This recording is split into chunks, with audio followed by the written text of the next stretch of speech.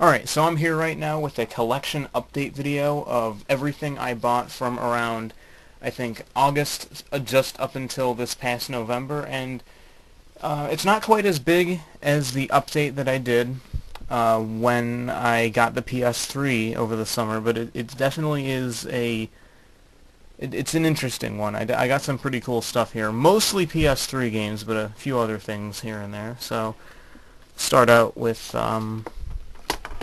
Shin Megami Tensei 4 on the Nintendo 3DS, which I actually did a sort of unboxing and first impressions video when I first picked it up, I think back in August. And this is a fantastic game. This is by far probably the best game on the 3DS as far as I've played. It's a fantastic RPG, really, really difficult, really challenging. Very lengthy too. There are a lot of side quests. I never did.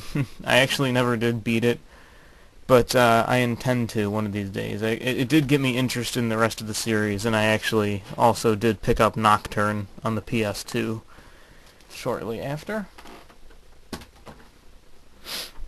And here we have a whole flood of PS3 games. First up, Bioshock Infinite, which the PS3 version also includes the first Bioshock, which is a big plus. I had this on Xbox 360. This is one of the games that I had it on 360. I wanted to get it again when I got a PS3, and I did pick this up for around $30. It is going down in price quite a lot, and you know, it's what can I say? It's really, really good. It's a well put together first-person shooter, probably my favorite out of the Bioshock games. I haven't gotten around to playing the PS3 version of Bioshock 1 yet, but I did actually get the Season Pass, and I have played Burial at Sea Episode 1, which is definitely really good. Saints Row 2. And I don't know. I'm kind of lukewarm towards this one because it is fun for a little bit. It's fun to screw around in. The missions and activities, they're okay for a bit, but after a couple hours, it just seems like you're just sort of running around doing the same shit over and over. And I don't know. There's definitely fun to be had. Like, I can definitely say this is the only game I've played where I have driven around on a motorcycle with a samurai sword, just sort of like waving it around like a maniac. And there were a lot of things to do in the game, but on the whole, it wasn't able to hold my attention. I actually kind of felt the same way about Saints Row the Third when I had that on Xbox 360. It has some fun ideas, but it really doesn't build on them enough to carry a full game, in my opinion. So, I don't know how I feel about that one. Next up, this is another Xbox game that I wanted to get again on PS3, Rayman Origins, and this is a great platformer. I was very pleasantly surprised when I first played this back around the time it came out when I got it on 360, and because it really does feel like sort of a updated, modernized version of the first Rayman. It sort of removes all of the frustrations and issues that sort of hampered that game and kept it from being, you know, as great as it could have been. And it just takes that and it adds in so much more. The gameplay is so much smoother. It's so much less rigid and just difficult for all the wrong reasons. And the multiplayer is actually fun too. A little on the chaotic side, but there's definitely all kinds of fun to be had with this one. Definitely highly recommend it.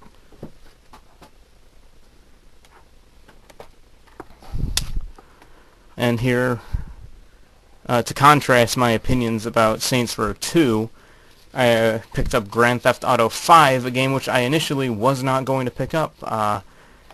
You know, I've never been that big on the Grand Theft Auto series, or really even sandbox games in general, but I have to say, this is fantastic. I'm pretty far into it. I don't know, I think I have about 10 or so missions left, according to the like in-game checklist or whatever. But this is fantastic. The story mode has actually been a lot of fun to play through. The missions have just been really, really fun. The game mechanics just work. It's not as clumsy or just odd as the older GTA games that I've played. It just feels much more well put together, much more well constructed. It has issues still. It's definitely not a perfect game, but it's actually really kept me hooked. The online is fun too. I haven't really dug into that as much as I have the story mode, but it's really, really good actually. This is the one Grand Theft Auto I have played that I have thoroughly enjoyed, and I actually really do highly recommend it. It's another one of the better games to come out this year, I think. And closing off the PS3 games is the Castlevania Lords of Shadow collection, which includes Lords of Shadow, both pieces of DLC for that game, the HD version of the 3DS game, Mirror of Fate, and a demo of Castlevania Lords of Shadow 2. And I will say, back the very first time I played Lords of Shadow, a couple of years ago now, when it came out, and I got it on 360, I was not a fan. At the time, I really did hate that game, but over time, I actually grew to like it, and I decided when I got it again on PS3, I wanted to get the collection. And this actually, I actually received this as a birthday gift, so that was pretty nice. I've been playing through Lords of Shadow and a little bit of Mirror of Fate simultaneously, and I have played the demo for 2, and this is really good. I still don't quite like it as much as the classic Castlevanias or the more Metroid-style Castlevanias, but this is still, for the price it is compared to how much it costs to get the game and all the DLCs separately, this is a huge, huge deal, and I actually really do recommend it. If you're a fan of Castlevania, or if you're just a fan of modern action games in general, this is definitely a pretty solid collection. We're really looking forward to Lords of Shadow 2 when that comes out. And next up, probably the biggest purchase I made in this recent time frame. I don't think I'll be able to fit this all in, but let me just zoom out a little bit there. I picked up a Wii U. Definitely the largest purchase, opposed to all the games I've been picking up a full console. I got the new Super Mario Bros. U bundle. Just give you a look at the box. It's actually kind of a neat design, I guess. Actually pretty large box for how small the console is. Probably because of all the cords. There's like a billion different cords that came with that thing, and because of the bundle that it did come with new Super Mario Bros. U and new Super Luigi U, which is like the expansion to this game. And this is actually really good. I played the original new Super Mario Bros. Way back when that first came out on the original DS, and I wasn't a big fan. I did enjoy new Super Mario Bros. 2 on the 3DS, but this one beats both of those by a lot. This is easily the best one, because the level designs, there's actually some inspiration behind the level designs. There's actual challenge. The problem I had with New Super Mario Bros. 2 is it was a little challenging for the first few worlds, but then, like the rest of the game, you could just kind of breeze through it. This one, it actually gets progressively tougher as you get farther along in the game. It also uses a lot of the social functions of the Wii U in some pretty interesting ways, like leaving comments about levels you get past, or if you clear a level in a certain fashion, like if you collect all of the special coins in a level, or if you beat the level without taking damage or something like that, you'll get the opportunity to post a message that other people will be able to see floating above the level if they zoom out on the world map, which I actually think is really cool.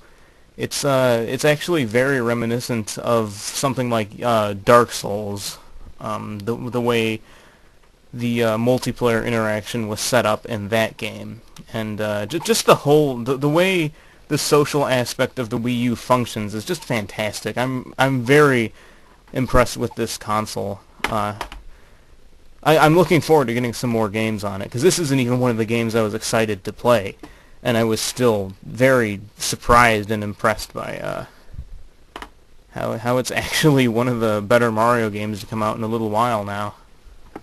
And figured to top off the video, I just show the actual gamepad for the Wii U, the controller, how that works.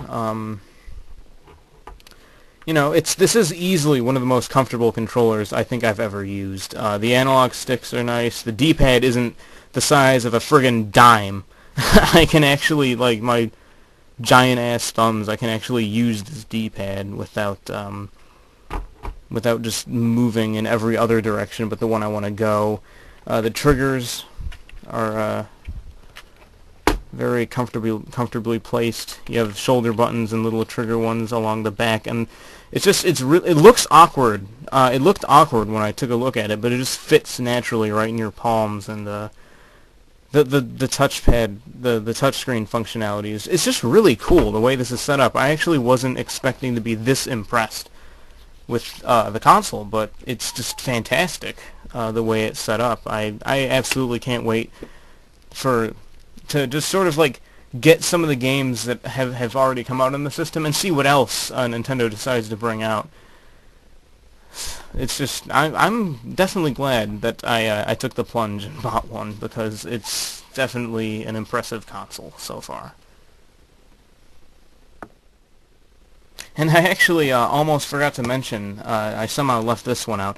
I actually did pick up the boxed digital version of DuckTales Remastered on PS3, I think a couple months ago now, and I never really played the NES game, and I didn't really grow up with the cartoon that much, but this is definitely one of the more enjoyable games to come out this year, I think. A really solid platformer. Just the gameplay is really nice. Playing through this actually did make me want to go and track down a cartridge of the NES game. I'll probably be doing that at some point, but another really pleasant surprise. This has just been a really fantastic year for games in general.